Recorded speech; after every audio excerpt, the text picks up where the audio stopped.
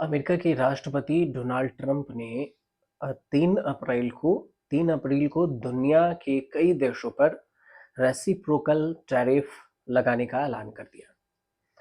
अब अमेरिकी बाजार में जाने वाले भारतीय सामान पर 27% का रेसिप्रोकल टैरिफ या इंपोर्ट ड्यूटी लगाने की घोषणा की गई। इंडस्ट्री सेक्टर और एक्सपर्ट का मानना है कि ये टैरिफ भारतीय सामानों के लिए चुनौतियां पैदा करेंगी। लेकिन भारत की स्थिति अपने जो कंपटीटर देश हैं उसकी तुलना में फिर भी बेहतर बनी हुई है। कुछ सवाल है जिसका जिक्र करना और टैरिफ को लेकर समझना जरूरी है। इसलिए आसान भाषा में आपको समझाने के लिए हमने ये वीडियो लाया। अगर आप एक एक कर आसान से आराम से सुनेंगे तो आपको बोलचाल की भाषा में समझ में आ जाएगी। इन मुद्दों और ट्रंप के जो फैसले हैं उसको समझाने के लिए सवाल और जवाब की एक लिस्ट भी तैयार की है। इससे ट्रंप की ओर से जो भारत पर लगाए गए 26% टैरिफ और उससे होने वाला असर के बारे में भी विस्तार से आपको जानकारी मिल सकती है। सबसे पहला सवाल ये उठ रहा होगा आपके मन में कि आखिर ये टैरिफ क्या है। तो जवाब ये है कि ये कस्टम ड्यूटी या इंपोर्ट ड्यूटी है जो सामानों के आयात पर लगाए जाते हैं और आयात तक देश की सरकार को यह ड्यूटी चुकानी होती है। आमतौर पर कंपनियां इस टैक्स का बोझ आखिरी उपभोगकर्ता पर डाल देती है, जो आखिरी लास्ट यूजर्स होंगे, कस्टमर्स होंगे। अब सवाल कि रेसिप्रोकल टैरिफ क्या है। तो जवाब कि ये टैक्स किसी देश की ओर से अपनी व्यापारिक साझेदारी ड्यूटी बढ़ाने या फिर हाई टैरिफ का मुकाबला करने के लिए लगाया जाता है। एक तरह से रीट फॉर, जो इसको कह सकते हैं इसको कि टीट फॉर टैट टैक्स, मतलब जैसे को तैसा कर। और तीसरा सवाल ये कि अमेरिका ने भारत पर कितना टैरिफ लगाया है।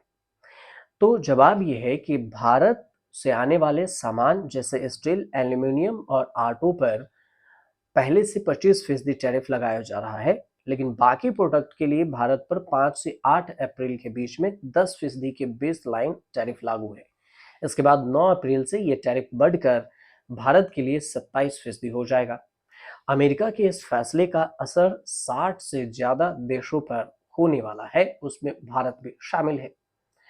अब सवाल ये कि अमेरिका ने इन टैरिफों की घोषणा क्यों की।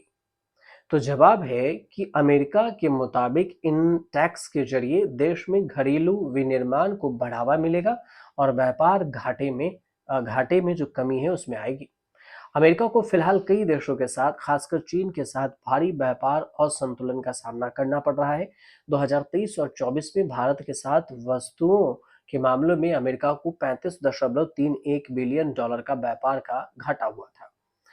तो सवाल ये भी है कि कौन से सेक्टर इन टैरिफ से बाहर है। तो जवाब है थिंक टैंक GTRI के जो रिपोर्ट है उसमें मुताबिक फार्मास्यूटिकल, सेमीकंडक्टर, कॉपर जैसी जो जरूरी और रणनीतिक सामान है, इसके अलावा तेल, गैस, कोयला और LPG जैसे ऊर्जा उत्पाद भी शामिल है। दूसरा सवाल कि इन टैरिफ का भारत पर क्या असर होने वाला है, सबसे बड़ा सवाल यही है। अब जवाब है कि एक सरकारी अधिकारी के अनुसार से वाणिज्य मंत्रालय अमेरिका की ओर से लाए गए 27% रेसिप्रोकल टैरिफ के असर का विश्लेषण कर रहा है। हालांकि ये भारत के लिए कोई झटका ज्यादा नहीं होगा, लेकिन FIEO ने इसके जानकारी में कहा है कि भारतीय कंपनियों के लिए ये टैरिफ चुनौतियां पेश करेगी, लेकिन भारत की स्थिति अपने कंपटीटर देशों की तुलना में बेहतर है। निर्यातक जो है संगठन के मुताबिक भारत अमेरिका के बीच में प्रस्तावित व्यापार समझौता घरेलू उद्योगों को इन टैरिफ के असर से उबरने में मदद करेगा। अब इसी में देख लेते हैं GTRI के रिपोर्ट। GTRI का कहना हुआ कि कुल मिलाकर अमेरिका की जो टैरिफ व्यवस्था है भारत के लिए ग्लोबल सप्लाई चेन का फायदा उठाने में मददगार साबित हो सकती है। हालांकि इन अवसरों का पूरा लाभ उठाने के लिए भारत को व्यापार करने में आसानी से बढ़ानी होगी, लॉजिस्टिक और बुनियादी ढांचे में निवेश करना होगा और नीतियों के असर पर स्थिरता बनाए रखनी भी होगी। उसके बाद सवाल ये उठता है कि भारत और अमेरिका के बीच व्यापार समझौता क्या है। तो जवाब है कि फरवरी में प्रधानमंत्री नरेंद्र मोदी ने कि जो वाशिंगटन यात्रा थी, इस यात्रा के दौरान दोनों देशों ने 2030 तक द्विपक्षीय व्यापार को 500 बिलियन अमेरिकी डॉलर तक बढ़ाने के मकसद से इस समझौते पर बातचीत की घोषणा की थी और उनका लक्ष्य इस साल के अक्टूबर 2025 तक इस समझौते के पहले चरण को अंतिम रूप देना भी है। तो एक और सवाल जो मन में आपके उठ रहे होंगे कि व्यापार समझौता आखिर होता क्या है, बिजनेस एग्रीमेंट क्या होता है? जवाब है कि ऐसे समझौते में दो व्यापारिक साझेदार और दो कस्टम ड्यूटी को काफी हद तक कम कर देते हैं और उनके बीच में व्यापार की अधिकतम संख्या उसे खत्म कर देते हैं। वे सेवाओं और निवेश में व्यापार को बढ़ावा देने के लिए नियमों को भी आसान बनाते हैं ताकि व्यापार आसानी से हो सके। और फिर एक सवाल कि अमेरिका ने भारत के जो कंपटीटर देश हैं उसमें कितना टैरिफ लगाया है? तो जवाब ये समझिए कि चीन पर 54%, वियतनाम पर 46%, बांग्लादेश पर 37%, थाईलैंड पर 36% टैरिफ लगाया गया है और यही अगर भारत के टैरिफ की बात करें तो इस पर अब 27%। तो ये भी बात उठती है कि क्या ये रेसिप्रोकल टैरिफ WTO के मुताबिक है? जवाब है कि इंटरनेशनल ट्रेड एक्सपर्ट अभिजीत दास के अनुसार ये टैरिफ विश्व व्यापार संगठन WTO के नियमों को साफ तौर पर उल्लंघन करता है।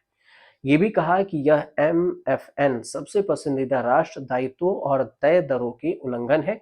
WTO के सदस्य देश की संस्था के पास शिकायत लेकर जाने का पूरा अधिकार रखता है।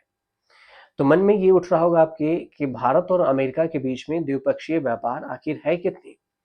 तो जवाब है कि 2021 और 22 में 2023 और 24 में अमेरिका भारत का सबसे बड़ा व्यापारिक साझेदार था। भारत के कुल माल निर्यात में अमेरिका की हिस्सेदारी करीब करीब 18% थी। आयात में 6.22% और द्विपक्षीय व्यापार में 10.73%। अमेरिका के साथ भारत का 2023 और 24 में गुड्स के मामले में ट्रेड सरप्लस आयात और निर्यात के बीच में अंतर 35.32 बिलियन डॉलर रहा था, ये अमेरिकी डॉलर।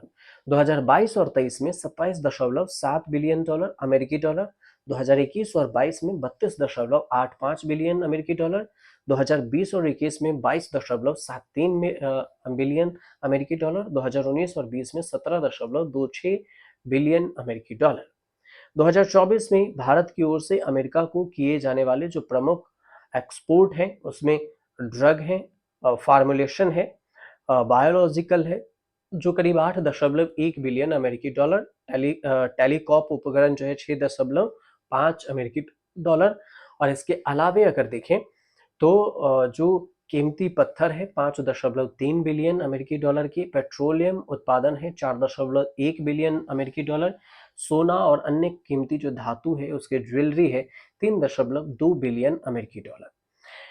सूती तैयार वस्त्र जो है 2.8 बिलियन अमेरिकी डॉलर, लोहा और इस्पात के जो उत्पादक हैं 2.7 मिलियन अमेरिकी डॉलर शामिल है। आयात में कच्चा तेल 4.5 बिलियन अमेरिकी डॉलर है, पेट्रोलियम के उत्पाद में 3.6 बिलियन अमेरिकी डॉलर, कोयला और कोक में 3.4 बिलियन अमेरिकी डॉलर, कटे और पॉलिश किए गए हीरे में 2.6 बिलियन अमेरिकी डॉलर, इलेक्ट्रिक मशीनरी में 1.4 बिलियन अमेरिकी डॉलर, विमान अंतरिक्ष में 1.6 अमेरिकी डॉलर, सोना में 1.3 बिलियन अमेरिकी डॉलर, ये सारे शामिल हैं। तो अब आप इससे समझ ही गए होंगे कि भारत पर इसका क्या कुछ असर पड़ने वाला है और इस टैरिफ का भारत में क्या कुछ होगा।